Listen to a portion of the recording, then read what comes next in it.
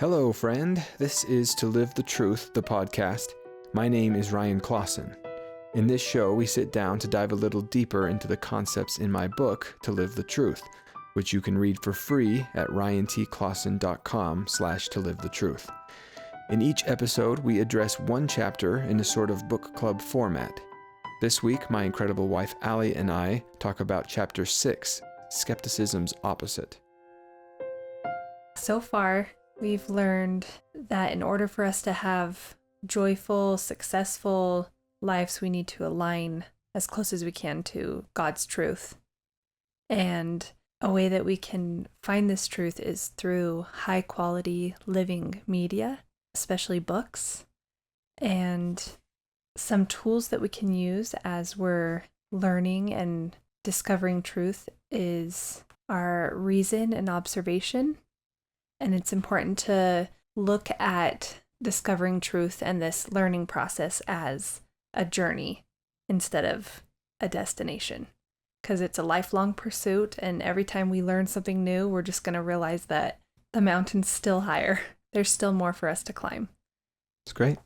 Okay, so now we're in Chapter 6, which is titled Skepticism's Opposite, and we'll read the summary at the end of this chapter. Since skepticism discourages action and progress, the missing tool to facilitate our journey of learning is faith. Faith has two components. One, justified belief, a belief or even a desire to believe, founded upon physical signs or the testimonies of reliable witnesses. And two, congruent action, works consistent with our beliefs, which actively bring our beliefs to life. In the faith cycle, belief and action invite further evidence, which then prompts even greater belief and action. Therefore, for faith to remain living belief, it must be growing and expanding. So let's start by talking about justified belief. If you talk about faith, the first definition that usually comes to mind is just belief, right? I have a belief in something. But one, belief is just one component of faith. And two, it's not just belief. You don't just decide one day, I'm going to believe that the sky is green, or I'm going to believe that I'm the greatest violin player in the world, without having some foundation for that, right? You've got to have basis for it.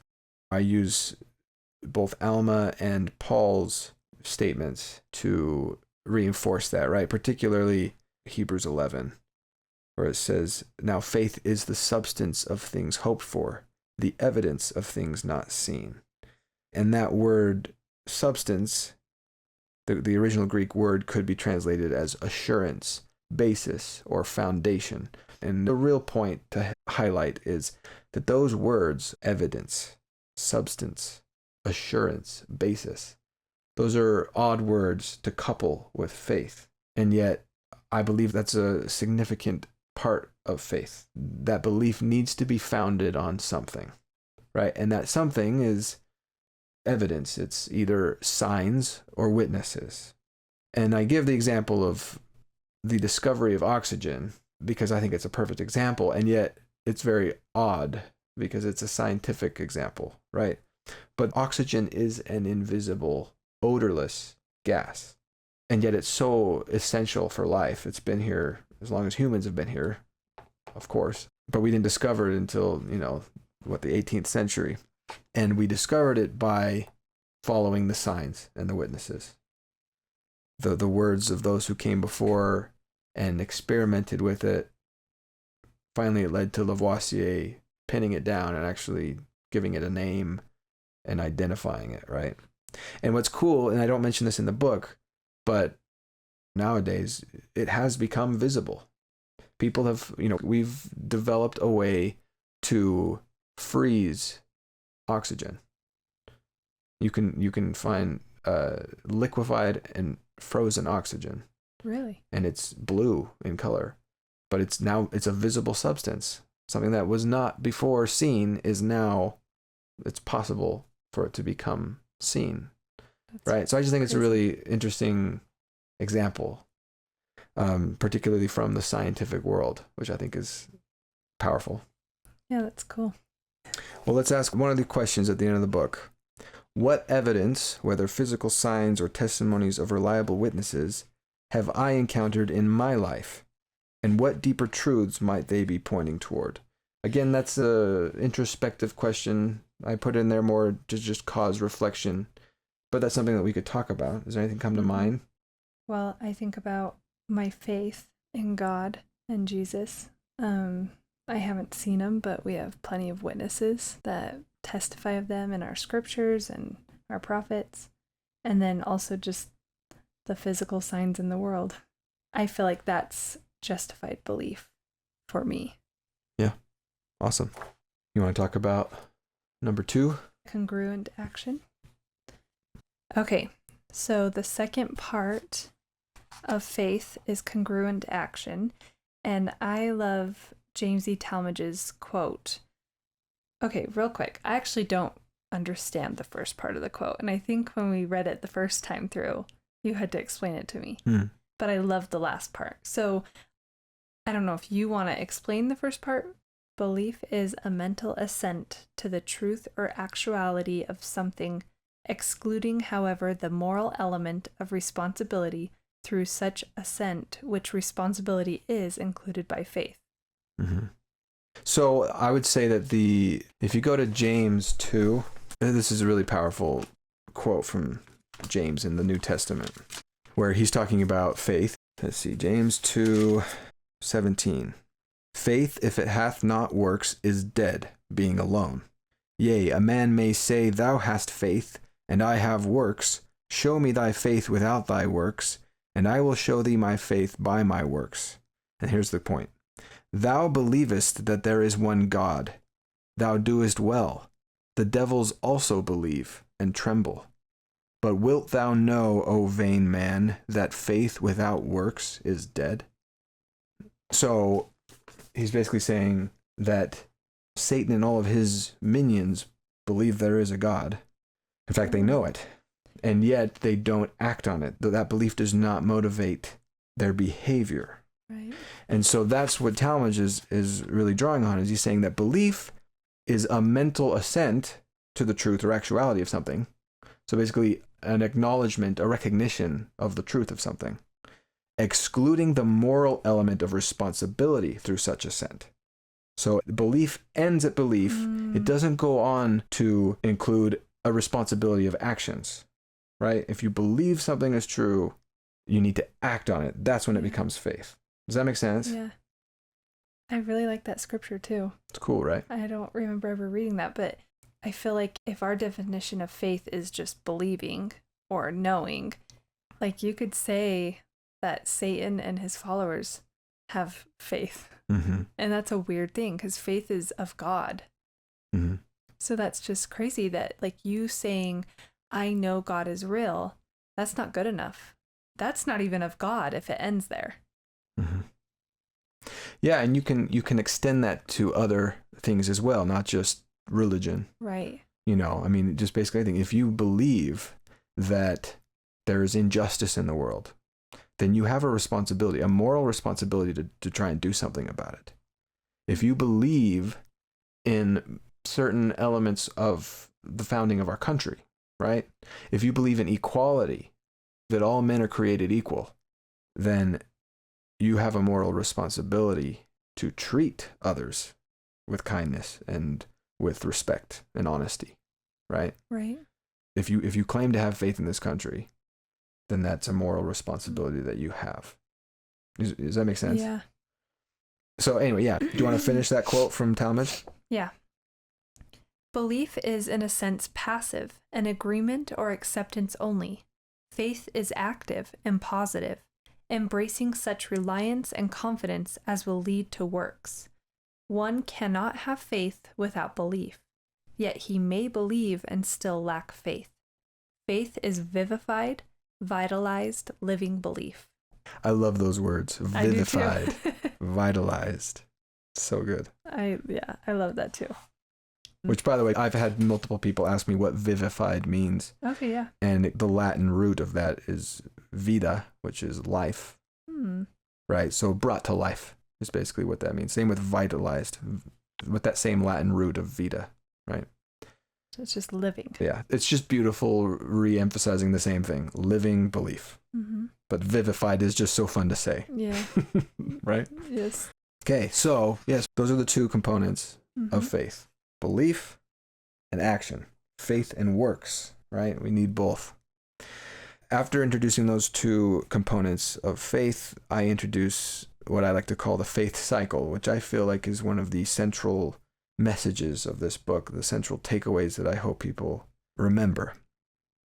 If you haven't read the book and you haven't seen the diagram, I encourage you to go on the website, ryantclawson.com. You can find the diagram there, but it's essentially just a simple circular cycle with evidence at the top, evidence meaning signs and witnesses, and then an arrow that leads you from evidence to belief, showing that the first step that we are to take is to found our belief on the evidences that we find that have appeared to us. Then there's an arrow that takes us from belief to action in the bottom left of this circle, suggesting that our belief should motivate congruent action.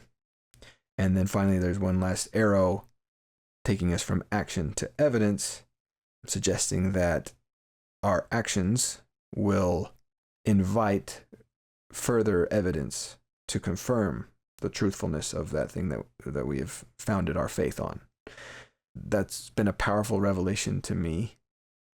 Just that recognition that there's this full circle process around faith, and that there's really no end or beginning of this. Because once you've followed that cycle all the way through and have arrived at evidence again, that greater evidence is supposed to inspire even greater belief, which again should motivate even greater actions. And the cycle goes on, right? And I give a couple examples of the cycle that appear both in grand and modest ways. So I give the example of Christopher Columbus, who discerned signs and witnesses suggesting he could sail west to reach the Indies despite widespread skepticism. He took a leap of faith, acting on his founded beliefs, and as a result discovered the Americas. So Christopher Columbus had some evidence that the world was actually round and that he could sail to India across the ocean. And, so he believed, he acted on it, and India actually wasn't there. But new evidence was, and he was in a better place than where he was when he started, even though he didn't get to what he was expecting or what he had thought. I don't know. I just think that that's interesting. I've been thinking about that, like how that can apply to our discovering truth.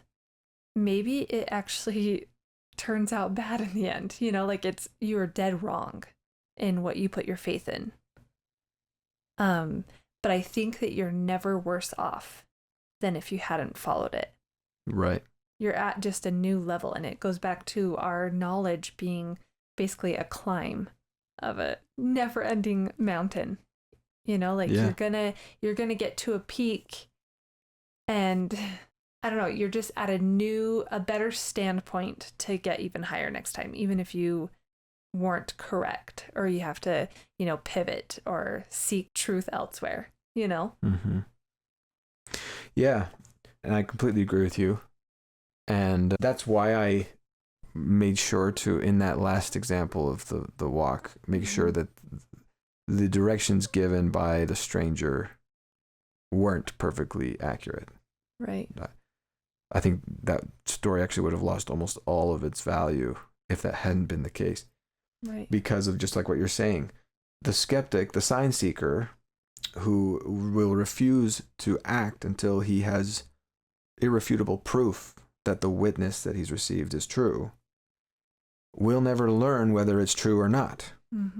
Right? He will just still be standing there right where he started, forever waiting. Right. Now, he will have spared himself the embarrassment of having followed a witness and then discovered that it was dead wrong. So I guess he can pat himself on the back for that. But he also Yeah. will never have even gotten anywhere. He never would have gotten any closer. Yeah. Right? I mean, and say that the stranger was completely wrong, or it even led the person into a trap or Yeah. something. Still better off, I agree. because the person will have finished the journey having learned something and having grown.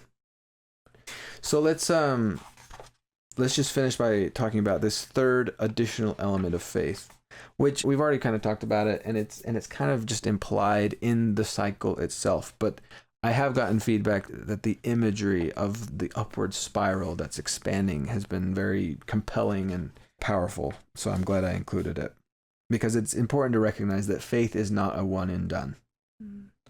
It's not just a single action that, okay, now I'm on the other side of having exercised my faith and I can sit on my haunches and enjoy the fruits of my faith, right? It's just not that way. It's an eternal, endless process of growth. I say right here that the gardener who waters his small sprouts in early spring makes perhaps the most compellingly visible example of the exercise of faith. And that's because, again, he exercised faith at the very beginning. He put his little seed in the ground and he watered it. And a week later, he sees little sprouts coming up. He would be considered a complete idiot if he just celebrated right then, threw a party, invited his friends over for Thanksgiving feast, and they all show up and they're like, well, where's the food? It's not done yet, right? You got to keep going. You got to keep exercising that faith, trusting that those little sprouts will continue to grow. And at the end of the process, there will be fruit to enjoy. Yeah.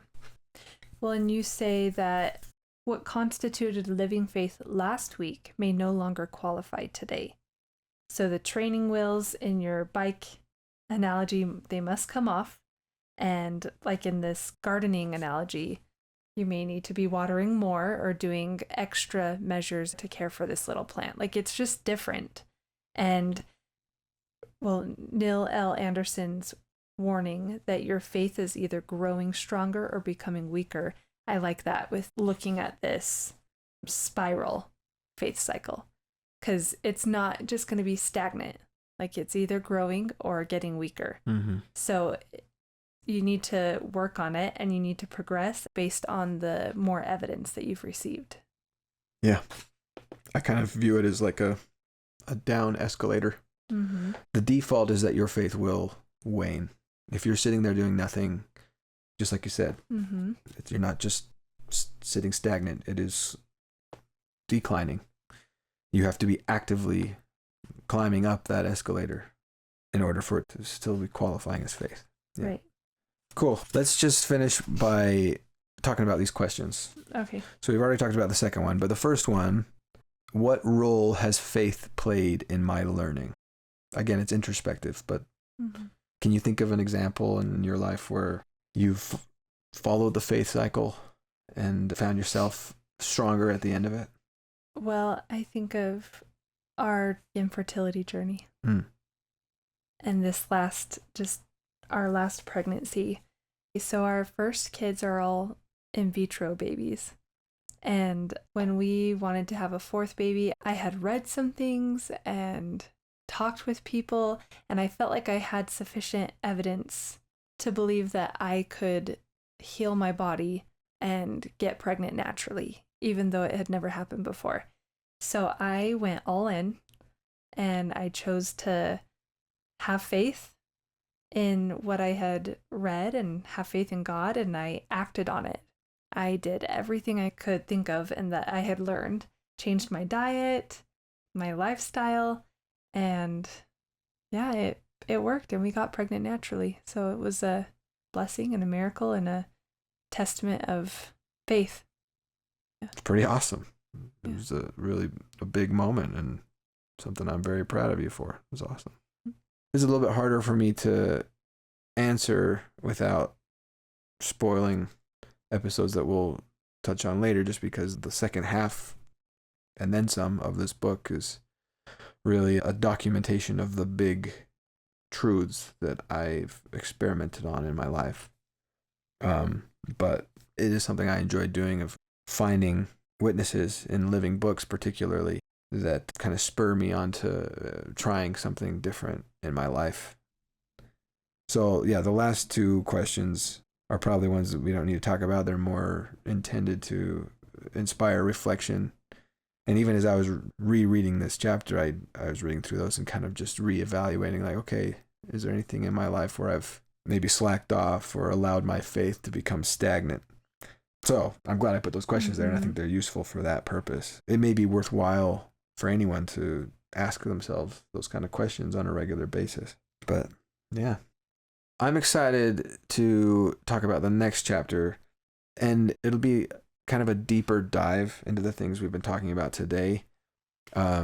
Basically, it's just chapter 32 of the Book of Alma in the Book of Mormon, with some commentary that I've injected in there.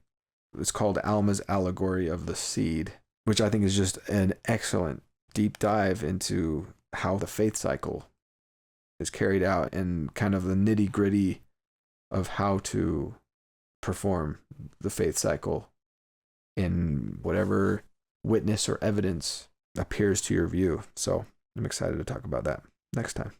Yeah, be fun. Cool. Well, thanks again for making the time to talk about this. It's my pleasure. Thank you. Thank you. Thank you for joining us in this conversation. I hope you've enjoyed it.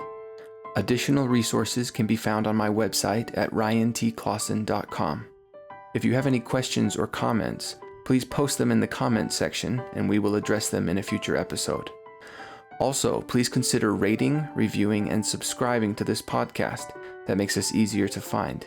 Finally, I wish you peace and success, and I hope you can join me next week.